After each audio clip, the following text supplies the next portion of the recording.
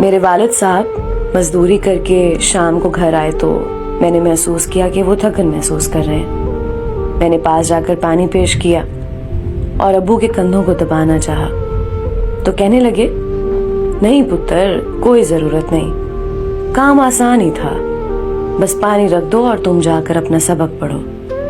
میں ابو کے کہنے پر دوسرے کمرے میں چلی گئی اور امی سے کہا کہ امی ابو کا خیال رکھا کریں، آپ تو انہیں بالکل ہی نہیں پوچھتی، جیسے وہ صرف پیسہ کمانے والی مشین ہے۔ امی نے منہ چڑھایا اور کہنے لگیں، تو میں کون سا گھر میں فارغ رہتی ہوں، میں بھی تھک جاتی ہوں اور سارے مرد پیسہ ہی تو کماتے ہیں، تیرے باپ نے کوئی انجینئرنگ تھوڑی کر رکھی ہے جو گھر بیٹھے کام کر سکتا ہے۔ میں امی کی بات سن کر حیران ہو کر اپنے کمرے میں چلی گئی اور سوچنے لگی کہ میرے گھر میں جو کھانے پینے کا سامان آتا ہے وہ ایک ایسا شخص لاتا ہے جس نے کبھی تھکن محسوس نہیں کی، اور اس کی بیوی اسے پانی دینے کو تیار نہیں۔ مجھ سے رہا نہ گیا، میں ابو کے کمرے میں گئی۔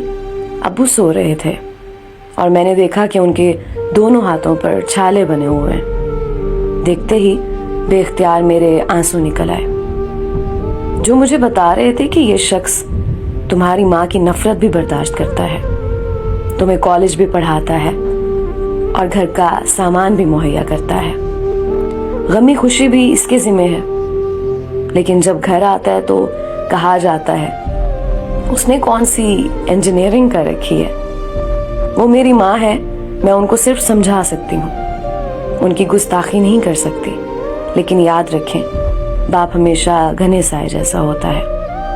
اگر ماں کے قدموں تلے جنت ہے تو نبی کریم صلی اللہ علیہ وآلہ وسلم نے فرمایا کہ باپ اس جنت کا دروازہ ہے۔ اپنے جیتے جی والدین کی خوشی کا باعث بن جائے، ان کی عزت کا خیال رکھیں، مرنے کے بعد آپ کے آنسو ان کے کسی کام نہیں آئیں گے۔